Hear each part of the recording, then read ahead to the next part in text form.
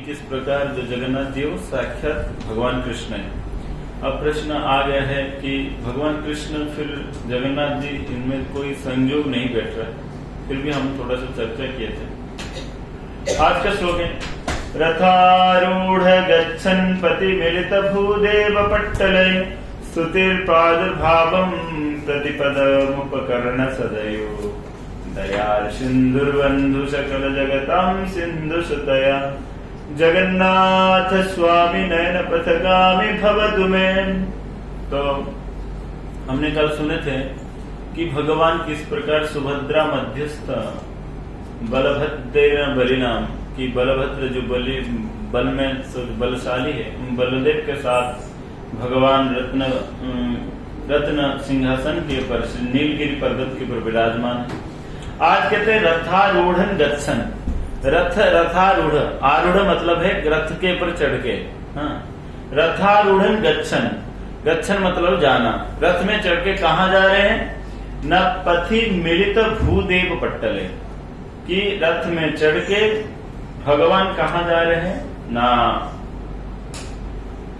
सारे अपने बहन सुभद्रा और भाई बलदेव के साथ जा रहे हैं।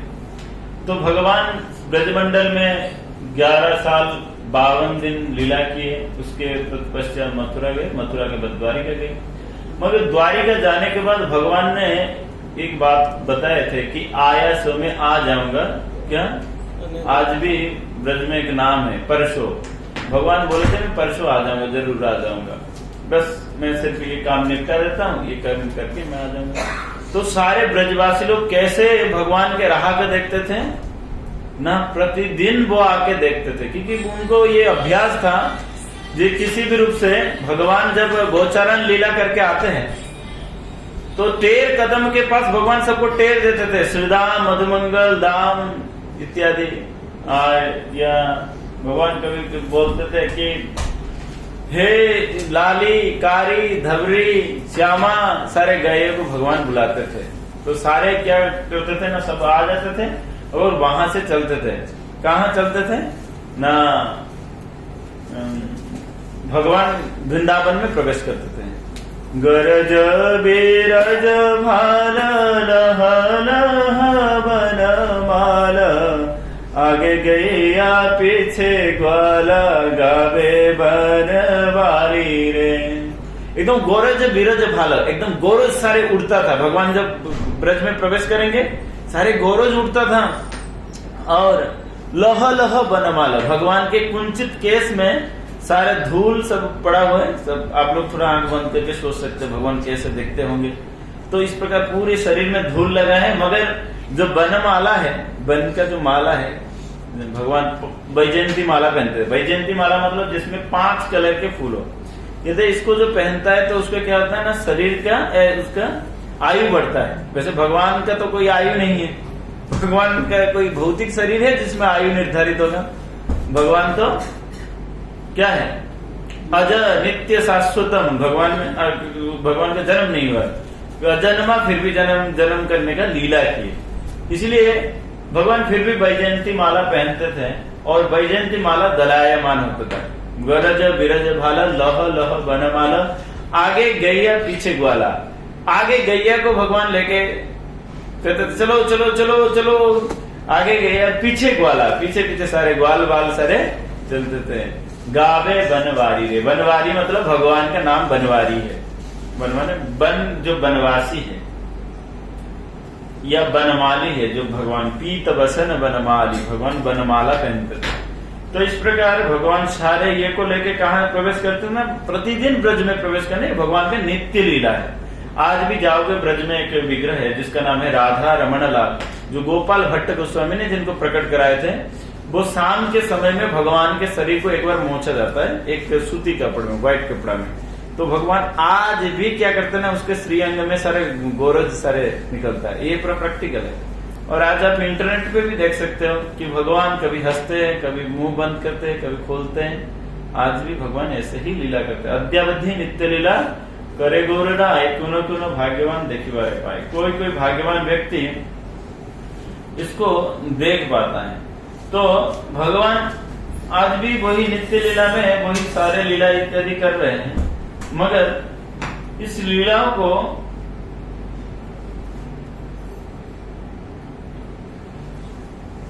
जो ब्रजवासी लोग जो देखते थे, और भगवान बोले कि मैं आऊंगा, तो भगवान जैसे ही आऊंगा करके उसी रास्ता को वो देखते रहे।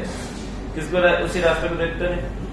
एक आप लोग गिरिराज परिक्रमा करोगे, उसमें एक पूछरी का लोठा बाबा का मंदिर आता है। लोठा बाबा वो भगवान के परम मित्र थे। भगवान ने बोले कि देखो अभी मैं जा रहा हूँ, मेरे बाबा तो बूढ़े हैं, मगर हमारे घर में तो 9 लाख गाय है, इनको चराएगा कौन? गोचारण कौन कराएगा?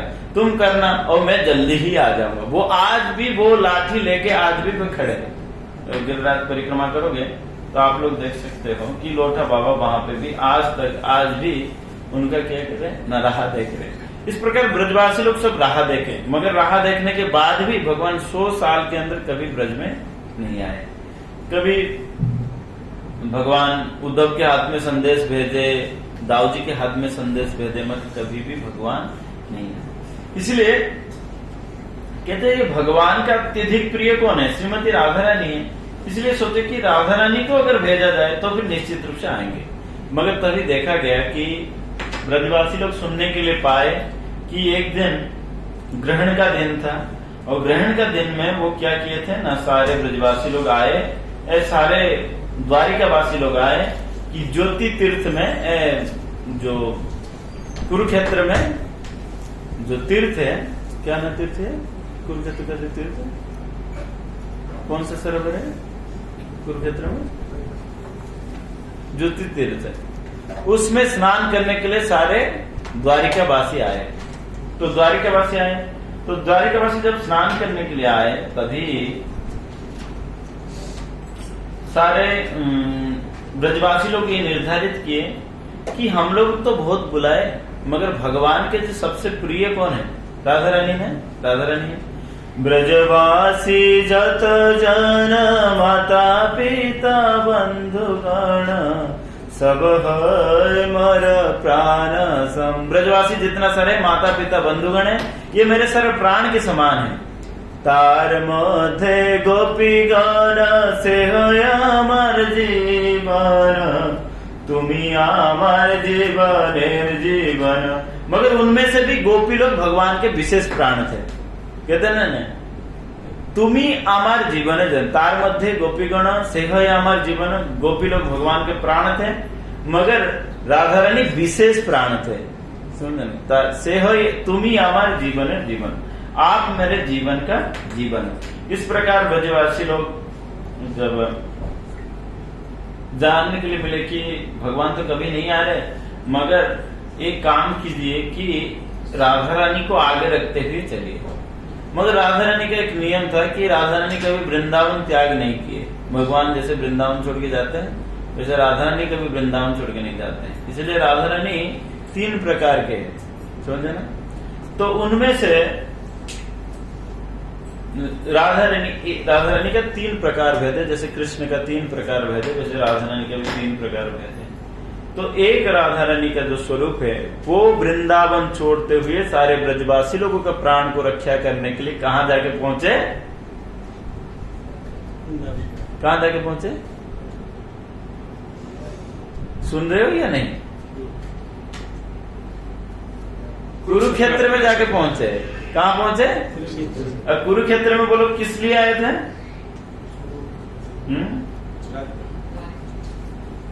कुरुक्षेत्र वो किस लिए आए थे? कुरुक्षेत्र वो लोग आए थे कि वो स्नान करने के लिए, क्योंकि उस समय ग्रहण का दिन था, और इसी समय में वो सरोवर में स्नान करना एक बहुत ही महत्वपूर्ण है। आप जाओगे कुरुक्षेत्र में, वो सरोवर है काफी, लगभग 2-3 किलोमीटर एरिया में फैला। कितने लोग गए हो कुरुक्षेत्र? आप गए हो? अब गए हो? अब नहीं गए? चलो, तो वो कुरुक्षेत्र में जाके स्नान करने के लिए गए, और स्नान करते वक्त वहां पे सारे ब्रजवासी लोग जाके पहुंचे, और भगवान पहुंचे।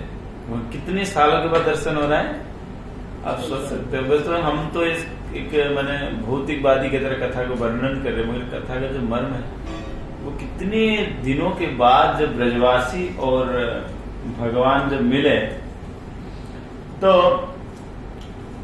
कि वो ब्रजवासी और भगवान उनके दर्शन हुआ, और दर्शन होते ही भगवान एकदम अत्यधिक हृदय से गदगद हो गए कि ब्रजवासी लोग सारे आए हैं और सबके साथ। और उसके बीच में भगवान किसको मिले? राधा रानी को मिले। और राधा रानी जैसे ही दर्शन किए, भगवान को दर्शन किए, देखे कि हाथी घोड़ा राजा बेस मनुष्य गहन, कहाँ गोप बेस कहाँ निर्जन वृंदावन। राधा रानी बोल रहे चैतन्य चरितामृत में, श्री चैतन्य महाप्रभु बोले हाथी घोड़ा राजवेश मनुष्य गहन। ये हाथी घोड़ा का सारे, क्योंकि उस समय काफी मैंने यादव लोग आए थे तो अपने कार सारे लेके आते। कार मतलब है कि सारे रथ को लेके आए थे, सारे घोड़ा हाथी ये सारे बहुत लोगों के सवार होते हुए सारे कहाँ पहुंचे? कुरुक्षेत्र में पहुंचे, समझे ना। और कुरुक्षेत्र में इस प्रकार वेश को देखते हुए, और भगवान क्या पहने थे? किरीट मुकुट, मतलब बहुत सोने का मुकुट पहन के भगवान द्वारिका से आए। और भगवान वृंदावन में क्या पहनते हैं? चंदन चर्चित नील कलेवर पीतव सरवर माले, केन चलन मणि कुंडल मंडित गुंड जुग स्मित साले, हरि में हम मुग्ध बधूने करे। हरि का ऐसे रूप बहुत मुग्ध कर देता है। क्या ना कहते हैं, भगवान इधर जो वृंदावन में रहते तो केवल सिर के पर एक मात्र कपड़ा बांधते हैं, या कभी कभी नहीं भी बांधते। माँ यशोदा कभी कभी उनके ये में गुच्छी बांध देते, मैंने चुटिया बांध देते, जटा जैसे बांध देते।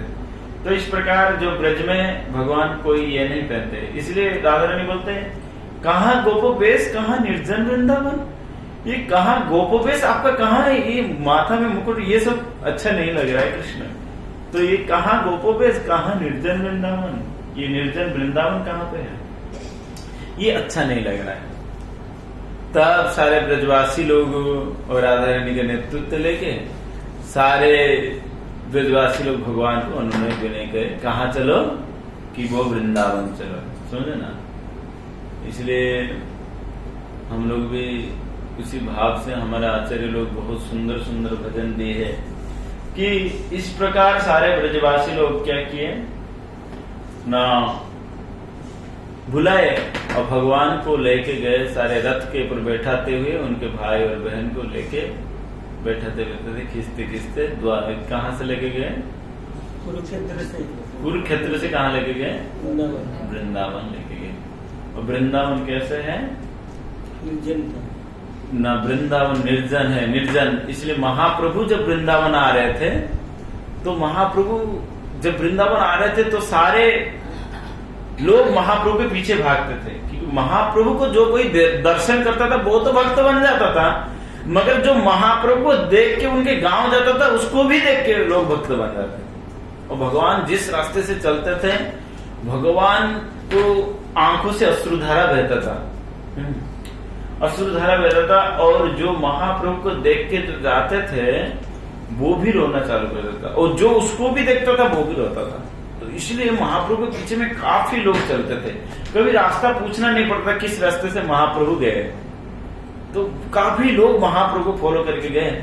महाप्रभु का उद्देश्य था कि जाते वृंदावन जाते वक्त रास्ते में क्या करना है ना, रूप सनातन को मिलना है, रूप सनातन को मिलना है। तो महाप्रभु इसलिए अगर वृंदावन जाना है तो महाप्रभु सीधे झारखंड होकर चले जाते, वो फिर बंगाल में ऊपर गए, मालदा के तरफ गए, रामकेली की तरफ गए, और रामकेली की तरफ जाते वक्त महाप्रभु कहाँ किसको मिले? रूप सनातन को मिले। और रूप सनातन और उनके भाई था बल्लभ, ये तीनों को मिले। तभी जीव गोस्वामी बहुत छोटे हुए थे, छोटे थे जीव गोस्वामी, और उनको जाके मिले। तो महाप्रभु जैसे मिले तो महाप्रभु बोले कि अभी तो मैं वृंदावन जाऊंगा, दोनों भाई को दीक्षा दिए, ओके अभी तो मैं वृंदावन जा रहा हूँ। तभी सनातन गोस्वामी उनको एक उपदेश दिए, सनातन गोस्वामी उनके शिष्य है, फिर भी एक उपदेश दिए। क्या उपदेश दिए? दुर्लभ दुर्गम से निर्जन वृंदावन, संगते जाइबे वा जाबे कजन। दुर्लभ दुर्गम से ही निर्जन वृंदावन। वो वृंदावन कैसा है? दुर्लभ है। और कैसे है? दुर्गम। दुर्गम मतलब जहाँ पर जा पाना बहुत कठिन है, जहाँ पर जा, एक तो दुर्लभ, वृंदावन कैसा है? दुर्लभ है। दुर्लभ कैसे है ना? ये वृंदावन में प्रवेश कर पाना जीवों के बस में नहीं है। कि ये वृंदावन सिर्फ उन्हीं के लिए नहीं, कहते हैं कि ये वृंदावन क्या है? यस्या कदापि वसनंचल खेलनथ्य धन्याति धन्य भवनेन कृतार्थमानि योगेन्द्र दुर्गम गतिर्मधुसूदनोपि तस्या नमस्त वृषभानुभुदिशोपि। जो वृंदावन, जो श्रीमती राधा रानी का जो वृंदावन है, ये किसके लिए? योगेन्द्र दुर्गम गतिर, योग बड़े बड़े योगेन्द्र मतलब शिव ब्रह्मा आदि को भी दुर्गम है। शिव ब्रह्मा आदि को भी वृंदावन दुर्गम है। दुर्गम मतलब जहाँ पर जा पाना बहुत ही, इसलिए ब्रह्मा जी अपने ब्रह्म संहिता में पंथास्तु कोटि शतवत्सर संप्रगम्यो वायु रथापि मनसो मुनिपुंगवान। इसका मतलब है कि जब भी हम वृंदावन में प्रवेश करें वो चेतना जरूरी है। खाली ऐसे फिजिकली वृंदावन में प्रवेश करना इसको नहीं माना गया। इसलिए वृंदावन 3 भाग में विभक्त किया गया: दृश्य वृंदावन, प्राकृतिक वृंदावन और प्राकृतिक वृंदावन। प्राकृतिक वृंदावन मतलब है कि जिस समय भगवान प्रकट रूप से थे, जब भगवान पूतना इत्यादि को जब वध किए थे तो सब लोग दर्शन कर पाते थे। और प्राकृतिक वृंदावन मतलब है कि भगवान अभी भी वही वृंदावन वैसे ही है, मगर वो चक्षु के सामने प्रकटित नहीं होता है। और दृश्य वृंदावन मतलब अभी जो हम स्थूल चक्षु से जिसको वृंदावन को दर्शन कर पा रहे, समझे ना? इसलिए वृंदावन को जब दर्शन करना मतलब है अपने चेतना को शुद्धि करना, नहीं तो वृंदावन दर्शन नहीं दे। इसलिए भगवान कहते हैं नाहम प्रकाश से सर्वस्य योग माया समवृत मूढ़यम नाभिजानाति लोकमा अज अभ्ययम। जैसे ये वृंदावन के ऊपर क्या कवर ढका, आवृत कालंदिनी रे राजहंस के लेकर ताहे सभे कनक कमाल। कि ये सब आवृत हो चुका है, ढका हो गया, ढक गया है सारे वृंदावन। किससे ढक दिया ना? योग माया ने ढक दिया है। योग माया ढक दिया, हम देख नहीं पाएंगे। हमारे चेतना जब तक शुद्ध नहीं होगा तब तक देख नहीं सकते। इसीलिए आचार्य लोग कहते हैं विषय छड़िया कवे सुध हबे मान कवे हम हेरा बसे श्री वृंदावन। जब विषय छोड़ के कब मेरा मन शुद्ध होगा उसी दिन मैं वृंदावन को देख सकता हूँ। इसलिए सनातन गोस्वामी बोले कि अरे ये आपको तो देख के जा रहे मगर इतने लोगों को लेके वृंदावन जा रहे हो। शिष्य गुरु को उपदेश दे रहे कि इतना लोगों को लेके वृंदावन जा रहे हो। दुर्लभ दुर्गम से निर्जन वृंदावन, दुर्लभ है, दुर्गम है, जहाँ पर जा पाना बहुत कठिन है। वृंदावन जाने से पहले महाप्रभु हो या रूप गोस्वामी हो या कोई भी हो, वो झारखंड जंगल को क्रॉस किए। किसको क्रॉस किए? झारखंड जंगल को क्रॉस किए। उसी प्रकार हमारे जीवन में भी जब हम वृंदावन में प्रवेश करेंगे, चेतना रूपी वृंदावन में जब प्रवेश करेंगे तो हमको भी ऐसे जंगल में क्रॉस करना पड़ेगा। कौन सा जंगल? भौतिक जंगल को क्रॉस करना पड़ेगा। दुर्लभ दुर्गम से ही निर्जन वृंदावन संगते जाइबे व जावे। अकेले जाओ, नहीं तो और किसी एक को लेके जाओ, क्योंकि नहीं तो वहां पे गड़बड़ हो जाएगा मामला। क्योंकि वहां पे क्या होता है, न केवल राधा कृष्ण का लीला भूमि है वृंदावन, वहां पे इंद्र तृप्ति का भूमि नहीं है, समझे ना? तो इसीलिए वो वृंदावन में आज भगवान प्रवेश करने के लिए जा रहे हैं, जिस वृंदावन 100 साल नहीं गए थे। 100 साल नहीं गए थे, तो सारे ब्रजवासी लोग रोते रोते भगवान को लेके जा रहे कहाँ पे। तो हम लोग को कम से कम प्रैक्टिस करना चाहिए कि हमारा चेतना को कम से कम थोड़ा बहुत शुद्ध करें और वृंदावन में प्रवेश करें। तो भगवान जैसे ही देखे कि ब्रजवासी लोग है सामने, तो भगवान के सर डगमगाया कि हे राधे, हे ललिते, विशाखे, ऐसे कहते हुए भगवान सर झूलने लगे। तो यहाँ पर क्या होता है ना, ब्रजवासी लोग भगवान को रथ में बैठा है, रथारूढ़ गच्छन् पति मिलित भूदेव पट्टलई, कि वो भगवान रथ में आरूढ़ होते हुए समस्त जनसाधारण के मध्य में उपस्थित होते हुए और स्तुतिर प्रादुर्भावम प्रतिपदम उपकरण सदयो दयार सिंधु सकल जगताम सिंधु सुतया जगन्नाथ स्वामी नयन पथगामी भगवती। जो समस्त ब्राह्मण वेद आदि स्तुति के द्वारा जिनको स्तुति कर रहे थे, और उस समय भगवान निकले। ज्यादातर उस समय जब भगवान जाते हैं तो कई सारे ये लोग स्तुति करते हैं। मगर आप जगन्नाथपुरी को इस पर लाइव टेलीकास्ट देखना, जब जगन्नाथ जी निकलते हैं उसको एक कहते हैं पहुंडी विजय। क्या कहते हैं? पहुंडी विजय। भगवान के सिर के ऊपर एक स्पेशल मुकुट बांधा जाता है, उसका नाम है टाहिया। तो टाहिया बांधा गया और भगवान अभी क्या छोड़ दिए? कौन सा छोड़ दिए? कि मुकुट को छोड़ दिए। ये मथुरा कंचन की नगरी कि ये जो मथुरा है, माने ये जो द्वारिका है, ये सोने का नगरी है। और ये क्या करेगा? मेरे मुंह सिर के ऊपर इतना भारी सोने का मुकुट बैठा हुआ है, कहाँ है मेरा मोर पंख का वो मुकुट? तो भगवान मोर पंख का मुकुट लगाए, वो टाहिया लगाए, एकदम गांव के जैसा फूलों का टाहिया लगाए, जैसे ब्रजवासी लोग चाहते हैं वैसे भगवान को सजाया गया। अब भगवान जब दुलायमान होते हुए आए, क्यों ऐसे हिलाया जाता है जगन्नाथपुरी में भगवान को? क्योंकि भगवान कभी दिमाग काम नहीं किया। आप कभी शराबी को देखो? शराबी कभी कभी ऐसे इधर डोलता है, उधर डोलता है, उधर डोलता है, उधर डोलता है। ऐसे ही भगवान वृंदावन के नशा में डूबने लगे, समझे ना? और भगवान वृंदावन के नशा में इतना डूबते थे कि कभी कभार बलराम जी सीधे मधुमक्खी के छत में मुंह लगा देते थे और मधु पी जाते थे। और मधु पी के बहुत एकदम मत्त हाथी की तरह चलते थे। वैसे ही मत्त हाथी की तरह भगवान वृंदावन को चले, क्योंकि भगवान को वृंदावन का नशा लग गया था। कौन सा नशा लग गया था? वृंदावन का नशा। इसलिए भगवान का सिर ऐसे ऐसे होता है, कभी इस तरफ, कभी उस तरफ, कभी इस तरफ, कभी उस तरफ। क्यों?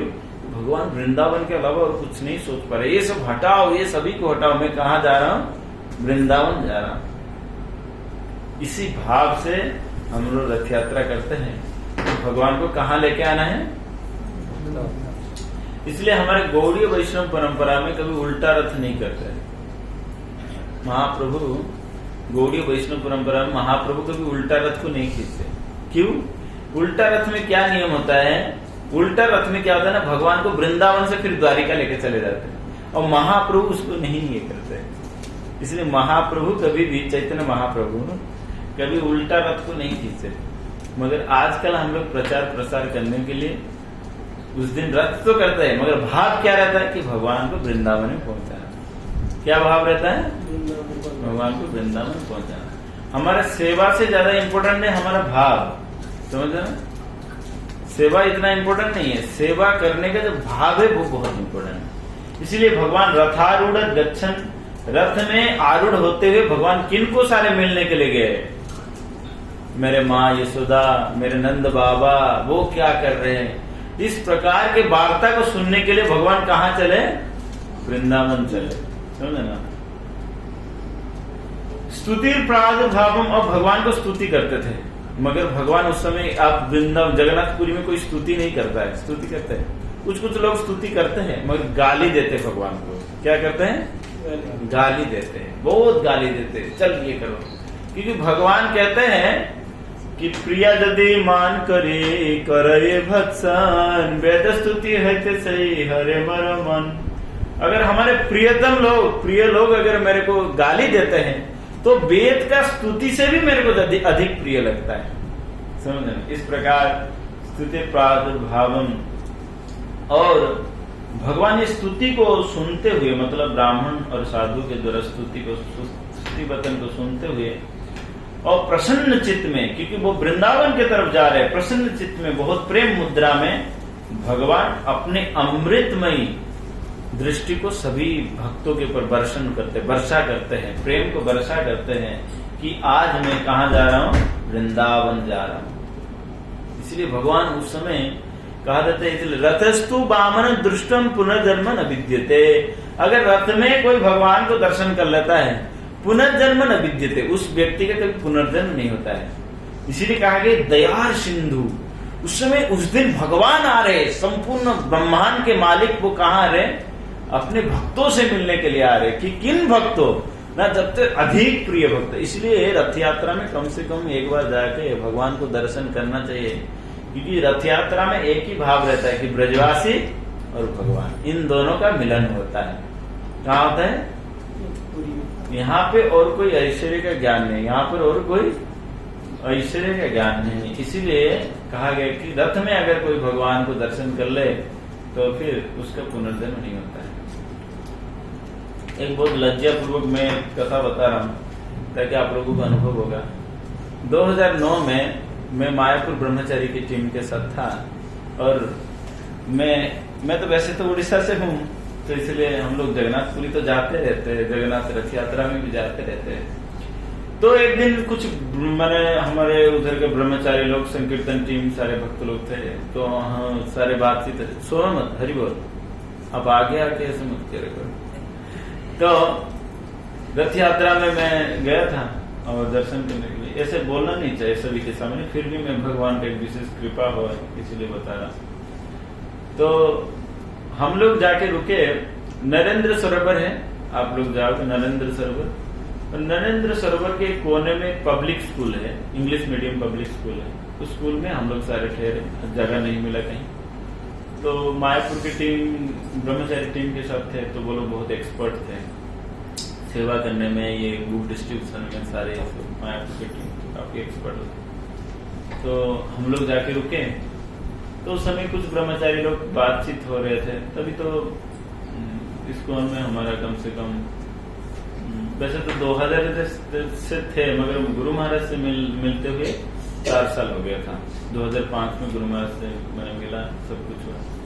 तो मैंने सोचा ये लोग शायद एडवांस डिवोटी है, तो वो लोग बातचीत कर रहे कि जगन्नाथ जी जो है पूरा बहुत कोमल है, कोमल मतलब बहुत सॉफ्ट। मैंने कहा ये ऐसा बंगाली में बात कर रहे थे, तो फिर मैंने सोचा इन लोगों के अंदर कोई बुद्धि नहीं है, इन लोगों के अंदर बुद्धि नहीं है, ये तो जगन्नाथ जी तो हमारे लकड़ी से बनाए जाते हैं, कैसे कोमल हो सकता है।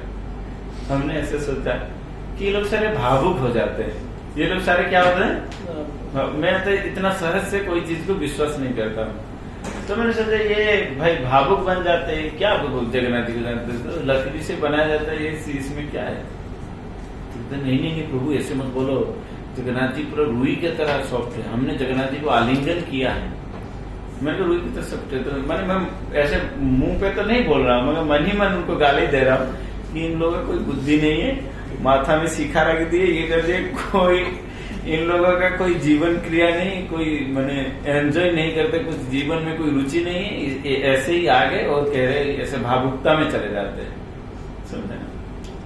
फिर उस दिन मेरे को सेवा मिला क्या ना, पब्लिक टॉयलेट को साफ करने का, बहुत गंदा था एकदम से, काफी मैंने ये लगा के फिर हमने सेवा किया। सेवा करने के बाद रात को सोया, फिर उसके बाद तो जैसे डेली स्केड्यूल रहता है कि 3:30 बजे उठ के एकदम से स्नान करके हम लोग चले गए।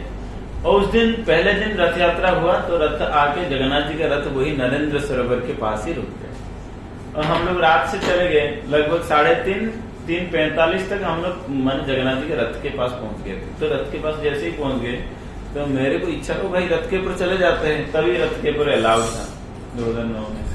हम क्या किए ना, सीधा रथ के ऊपर चढ़ पड़े, और चढ़ के हमने सोचे कि पहले जगन्नाथ जी को ये परीक्षा करते हैं कि ये रुई की तरह सॉफ्ट है या नहीं। तो सीधा मैंने क्या किया, पहले जाके भगवान के हाथ को दबाया, और जैसे ही दबाया वो हाथ ऐसे ही दब गया जैसे कुछ है ही नहीं। अरे तभी मैं अभी बता नहीं पा रहा हूँ वो अनुभूति क्या है। वो जैसे ही मैंने दबाया कि भगवान के हाथ में कुछ है ही नहीं, ऐसे ही दब गए, और मैंने सीधे भगवान को रोते हुए आलिंगन किया। हमें कहा धन्य हो ठाकुर जी, मैंने भगवान को बहुत कम से कम 4-5 मिनट जगन्नाथ जी को बहुत प्रेम से आलिंगन करते हुए माफी मांगा, भगवान आप कैसे। तो इस प्रकार भगवान कितने दया सिंधु है, भगवान अभी भी वही सारे लीला अभी भी कर रहे हैं। दया सिंधुर बंधु, भगवान कौन है, बंधु है। एक बंधु का एक उदाहरण देते हैं भगवान के। एक जाजपुर में एक ब्राह्मण रहते थे, तभी उड़ीसा में दुर्भिक्ष पड़ा था, ड्रॉट मतलब दुर्भिक्ष पड़ा, दुर्भिक्ष समझते हैं ना, जो सूखा पड़ जाना। सूखा पड़ने के बाद कोई खेती नहीं हुआ, कोई खाना पीने के नहीं। तब जमाने में लोग 2 टाइम चाष नहीं करते, खेती 2 टाइम नहीं होता था। अभी तो 2 टाइम होता है ना, गर्मी में भी सर्दी में भी दोनों टाइम होता है। तभी जमाने में एक ही बार बारिश होगा तो खेती होगा, बस इसी के ऊपर डिपेंड करता था, इंद्रदेव के ऊपर। मगर उस समय उड़ीसा में, ये जो है 15th सेंचुरी के बात है, नहीं 15th सेंचुरी से पहले, तो उड़ीसा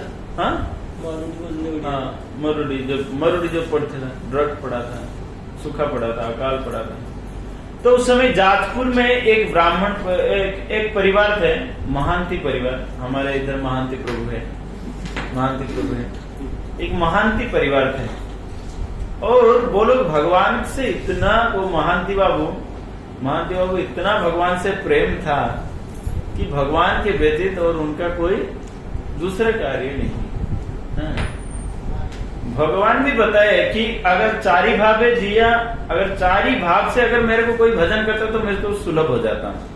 कोई पुत्र रूप से, कोई बंधु रूप से, कोई प्रिय रूप से, कोई दासी सेवक रूप से, कोई प्रियतम के दृष्टि से, ऐसे सेवक।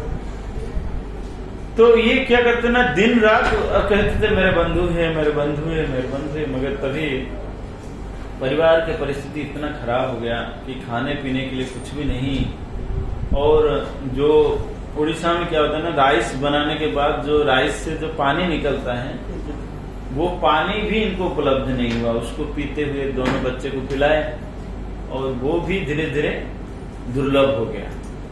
तो सब लोग देखे, आंखों के सामने बहुत सारे लोग मर रहे हैं, लोग क्या क्या खाएंगे, सारे जगह में सूखा पड़ गया। तो इसी अवसर में वो महांती बाबू के जो पत्नी थे, तो उन्होंने बोले कि आप कहते हो आपका बहुत बड़ा बंधु है, आपके बहुत बड़ा बंधु है। बंधु किस बात के? जब विपत्ति के समय हो तभी बंधु काम आते हैं ना। तो तुम्हारे बंधु किस बात के? आप बहुत तारीफ करते हैं अपने बंधु के। आपका बंधु कहाँ है? बुलाओ अपने बंधु को। अरे मेरे बंधु इधर नहीं, मेरे बंधु तो दूरी में, पूरी में है मेरा बंधु। कहाँ पे? और भगवान कहते अगर मेरे बंधु से मिलना है तो चलो पूरी चलते ना। अभी हम लोग खाना नहीं खाए, अभी हमारे चलने के लिए शक्ति नहीं है, पूरी में जाके पहुंचेंगे, ये कैसे संभव है? और 2 बच्चे कुछ खाए नहीं ना। देखो, मैं अगर वहां पे जाओगे ना, किसी भी रूप से चलोगे, तो वहां पे मेरे बंधु सारे दुख का निवारण कर देंगे, तुम चलो। तो उन्होंने जाजपुर से पूरी कितना किलोमीटर होगा? पूरी प्रभु जी 200 किलोमीटर। जाजपुर से पूरी 200 किलोमीटर, कम से कम 3-4 दिन का रास्ता उन्होंने तय किया। तय करते हुए रास्ते में किसी भी रूप से अपने प्राण को पानी के माध्यम से धारण किए और जाके चल पड़े पूरी में। तो जाते जाते रात हो गया, बहुत रात हो गया। और बच्चे लोगों को भूख इतना लगे कि बच्चे का प्राण ही जाएगा, और किसी के अंदर और बोलने का क्षमता नहीं। तो उनके पत्नी बोल रहे कि बुलाओ, तुम्हारे बंधु कहाँ रहेंगे? बंधु कम से कम स्वागत तो करना चाहिए, तुम्हारे बंधु कहाँ रहेंगे? तो सिंह द्वार के पास जाते हुए महांती बाबू बोलते हैं, बंधु बंधु तुम कहाँ हो? बंधु तुम कहाँ हो? बंधु तुम। देखो कोई नहीं सुना तब तक। तभी जमाने में बहुत, मतलब ऐसे लोग नहीं कि आजकल के पिशाची की तरह रात को घूमते रहे मॉल वगैरह में। तभी जमाने में ऐसे नहीं था। तो लोग जमाने में लोग मैंने जैसे ही संध्या होता था सो जाते थे। हाँ, आजकल तो पूरे रात भर घूमते रहते हैं। इसको पिशाची कहते हैं। पिशाची मतलब जो रात्रि जागरण करते हैं। तो तब तो सो गए थे, कोई सुने नहीं, सारे दरवाजा बंद है। तो उन्होंने क्या किए कि अभी बच्चे लोग मरेंगे, तो इसलिए सोचे दक्षिण द्वार के पास भगवान के रसोईशाला है, किचन है। वो किचन से एक नाली बहती हुई आती है, उसको कहते हैं पेजो नाला। क्या कहते हैं? पेजो नाला। मतलब पेजो मतलब है कि जो राइस होता है, राइस के पानी को माने उड़ीसा में क्या करते हैं, राइस कैसे बनाते हैं ना, बहुत ज्यादा पानी देके राइस को उबालते हैं, फिर जो रेस्ट पानी जो रहता है उसको क्या करते हैं ना, निकाल देते हैं।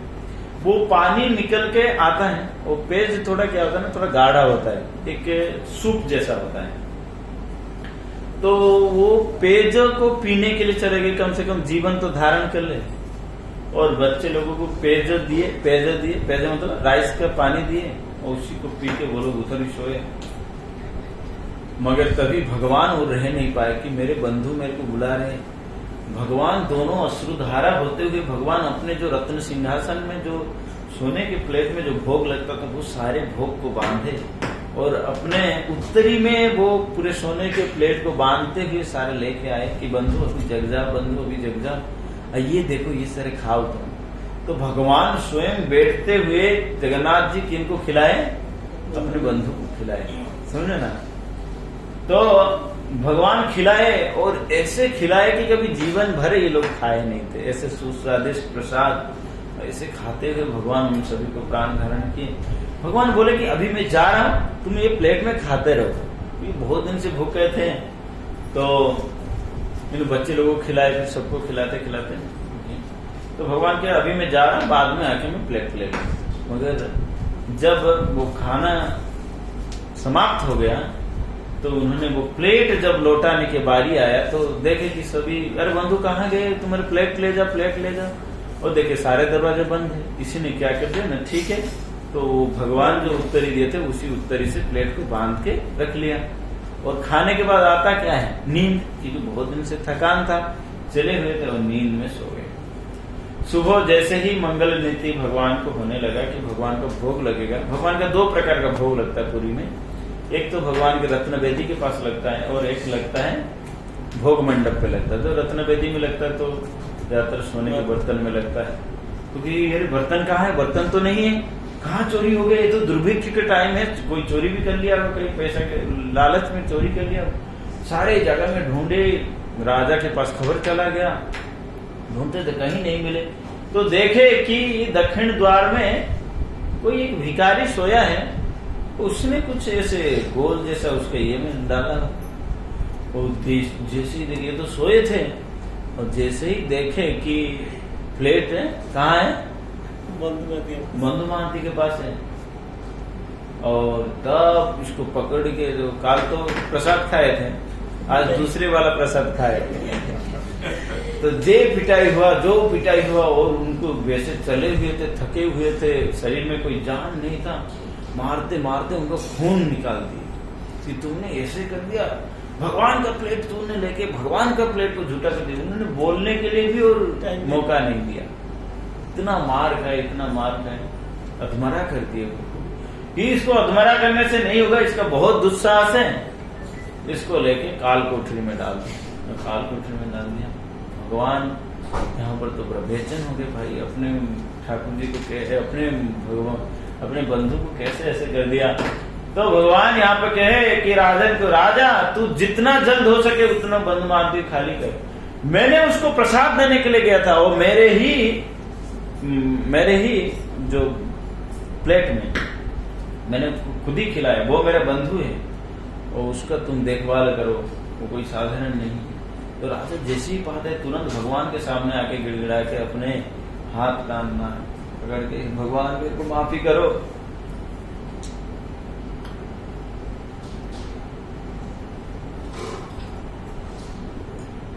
या भगवान तुम हमको माफी कर दो। तो भगवान से माफी मांगे। वो बंधु महांती को बहुत सुंदर ये भगवान राजा ने व्यवस्था कर दी। कहाँ? पुरी में रहने के लिए, खाने के लिए, सब प्रकार का व्यवस्था की। ये भगवान बंधुत्व को भी निभाए। किसको निभाए? इसलिए कहते हैं तमेव माताश्च पिता तमेव तमेव बंधुश्च सखा तमेव। भगवान ही बंधु है, इसलिए कहते हैं सही से परम बंधु सही माता पिता, श्री कृष्ण चरण जय प्रेम भक्ति दाता। वही परम बंधु है, वही परम माता पिता है। श्री कृष्ण चरण जय प्रेम भक्ति दाता। जो असली बंधु कौन है? जो भगवान के चरण कमल में प्रेम भक्ति देते हैं। लोचनदास ठाकुर कहते हैं कि तुम अगर कोई भी जन्म लो तुमको माता पिता मिलेगा, मगर गुरु और कृष्ण कभी नहीं मिलते। इसलिए जो गुरु और कृष्ण है तुम्हारा परम बंधु है, परम माता पिता है, वही तुम्हारा सर्वस्व है। समझ में है ना? तो इस प्रकार भगवान ने बंधु का भी लाज रखे। सकलो जगताम सिंधु सुतया। और भगवान किसको विवाह किए? सिंधु सुतया। सिंधु सुतया मतलब है लक्ष्मी देवी को विवाह किए। एक बहुत सुंदर प्रसंग लेंगे। लक्ष्मी देवी भगवान जब सोते हैं, तो भगवान जगन्नाथपुरी में क्या होता है ना, बहुत सुंदर प्रसाद तो खाते हैं, और प्रसाद खाने के बाद भगवान के पास वो फुर्सत नहीं रहता है। थोड़ा बहुत रात को एक डेढ़ घंटा के लिए पट बंद रहता है, उसी समय उनको थोड़ा सा टाइम मिलता है सोने के लिए। अगर मानो किसी व्यक्ति को बहुत बिजीएस्ट पर्सन है और उसको सोने के लिए 2 घंटा टाइम मिले और उसी समय अगर फोन कॉल आ जाए, कुछ आ जाए, तो बहुत ज्यादा डिस्टर्ब हो जाते ना।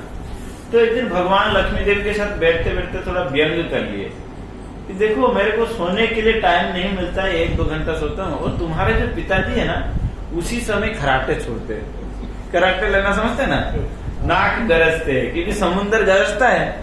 अगर तुम्हारे जो पिताजी है ना वो 1-2 घंटा भी मेरे को सोने के लिए नहीं देते, समझे ना। और तुम सोच लो, तो ये बात सुनते ही लक्ष्मी देवी बहुत ज्यादा शर्मिला हो गई कि नहीं बात तो सही है, ऐसे तो नहीं बात सही है। तब लक्ष्मी देवी हनुमान जी को बोलते हैं कि हनुमान जी आप कुछ ना कुछ व्यवस्था कीजिए, नहीं तो मेरे को हर दिन भगवान क्या करते रहेंगे, सुनाते रहेंगे, इसलिए आप कुछ व्यवस्था कीजिए। तभी लक्ष्मी तो हनुमान जी आके भगवान के सेवा में क्या किए ना, अपने कान को विशाल कान कर दिए, वो कान कर दिए, विशाल कान कर दिए, और सारे कथा को वो सुन लिए। कौन सुन लिए? हनुमान जी सुने। इसलिए आज भी आप जाके दर्शन करोगे दक्षिण द्वार में, आज भी वो हनुमान जी जिसका नाम है कानपात हनुमान। तो भगवान ये है सिंधु सुतया। सिंधु सुतया मतलब जो सिंधु है, मतलब है सिंधु जो है उनका सुता। उनका सुता कौन है? लक्ष्मी देवी। तो उनके साथ भगवान क्या करते हैं ना, विहार करते हैं। और मगर जब रथ में जाते हैं, मगर वो सिंधु सुता को लेके नहीं जाते, क्योंकि लक्ष्मी का वृंदावन में प्रवेश नहीं है। लक्ष्मी देवी वृंदावन में आज भी प्रवेश नहीं है। आप वृंदावन में कोई कितने सारे मंदिर देखोगे, कहीं भी लक्ष्मी देवी का पूजा नहीं होता है वृंदावन में। वो पूजा होता है उनका कहाँ? एक जगह है बेल्लवन। एक बार लक्ष्मी देवी आए, और लक्ष्मी देवी आके क्या किए ना, सोचे कि भाई मैं वृंदावन में प्रवेश करूंगा। मगर लक्ष्मी देवी जब आए तो फाइनेंस मिनिस्टर के रूप से आए। कौन से रूप से आए? फाइनेंस मिनिस्टर के रूप से आए। एकदम से पूरा गाड़ी फाड़ी लेके, अपने सेक्रेटरी वगैरह सब लेके, बहुत वीआईपी कपड़ा पहन के। उनको क्या अभाव है?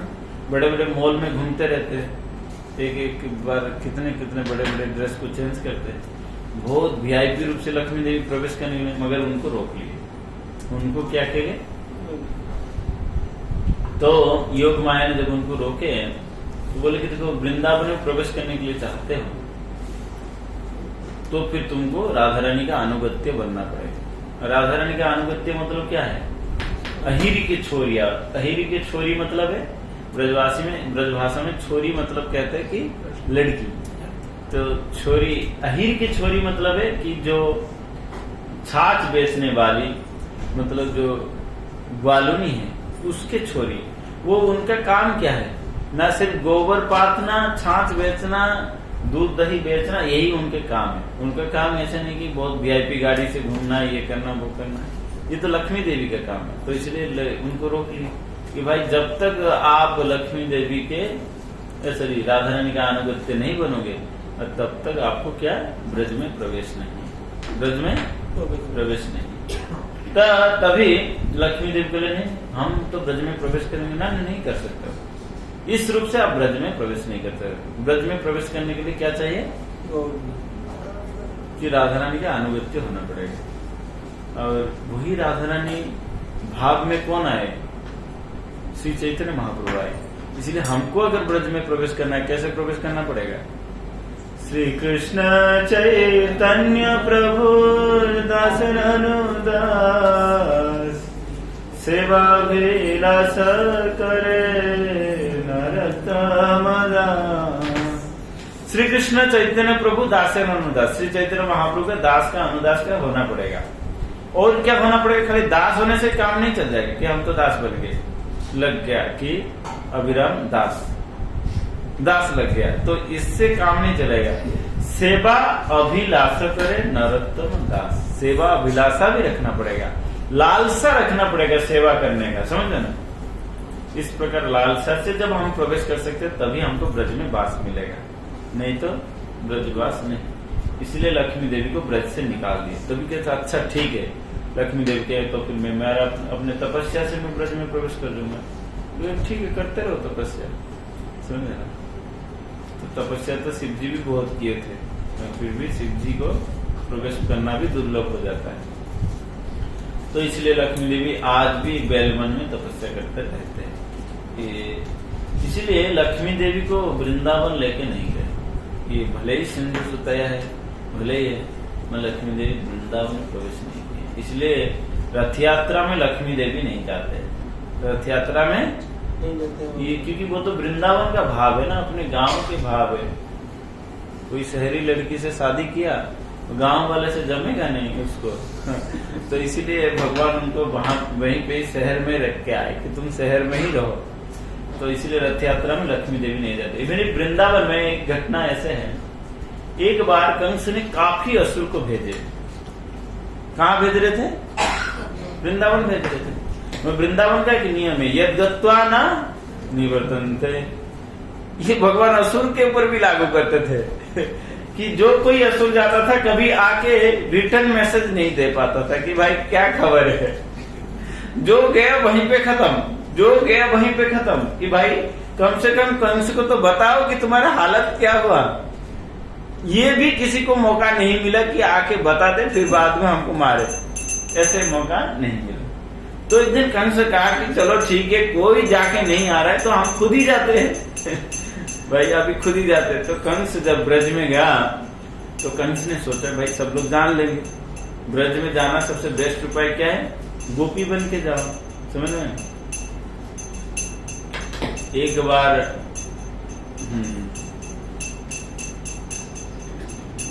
गोपी बन के ब्रज में प्रवेश करे तो कंस ने बहुत सुंदर शॉपिंग मॉल से बहुत सुंदर गोपी ड्रेस खरीदा और पूरा पहना, और पहन के एक बावना गोपी के रूप से कंस। मगर एक्चुअली राधा रानी के पास पहुंचने के लिए पहले पूर्णमासी देवी है जो योग माया रूप से जाना जाता है, तो राधा रानी या ब्रज के जितने सारे गोपी है उनके सारे देखभाल करते हैं, तो उनके पहले सामना करना पड़ता है।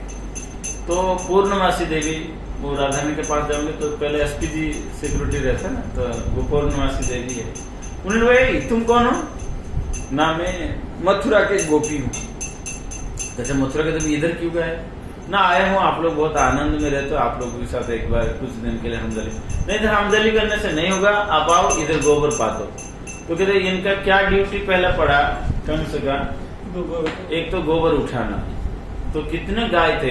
एक नंद महाराज का थे 9 लाख गाय। तो सोचो वो जो कितने सारे ग्वाल बाल होंगे, उनको कितना गाय होगा, इतना कितना गोबर उठाते होंगे। एक तो इनको कभी गोपी ड्रेस पहना नहीं था, तो उठा के चलना, जैसे पैंट शर्ट पहनने वाले व्यक्ति तुरंत धोती कुर्ता पहना दो और फिर उसको बहुत भारी मुश्किल हो जाएगा। तो उसमें से फिर गोपी ड्रेस, ये तो कंस के लिए भारी डेंजरस था। तो गोपी ड्रेस को संभालेगा ना, गोबर उठाएगा, उसको कोई ये नहीं बोला।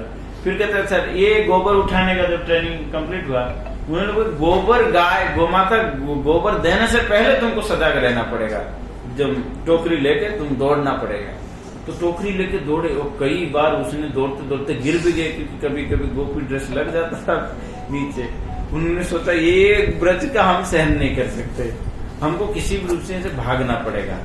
तो जैसे ही देखे कि पूर्णमासी देवी थोड़ा सा इधर उधर हुए, कंस ने इस तरफ उस तरफ देखा, फेंक के गोपी ड्रेस भागने लगा किस तरफ? मथुरा के तरफ। इसी प्रकार है कि जब हम ब्रज में प्रवेश करते हैं कि रथारूढ़ गच्छन्पति, जब हम ब्रज में प्रवेश करने के लिए प्रयास करते तो राधा रानी का अनुगत्यता से ही ब्रज में प्रवेश किया जा सकता है। अनुगत्यता क्या है?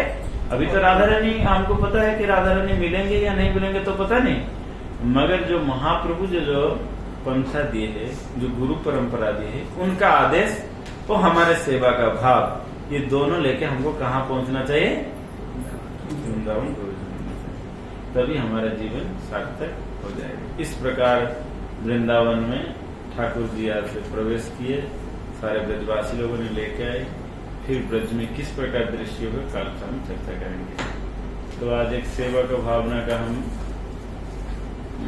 ये करते हैं, थोड़ा सा भजन गा लेते हैं, तब तक पट खुल जाए। फिर राधा कृष्ण प्राण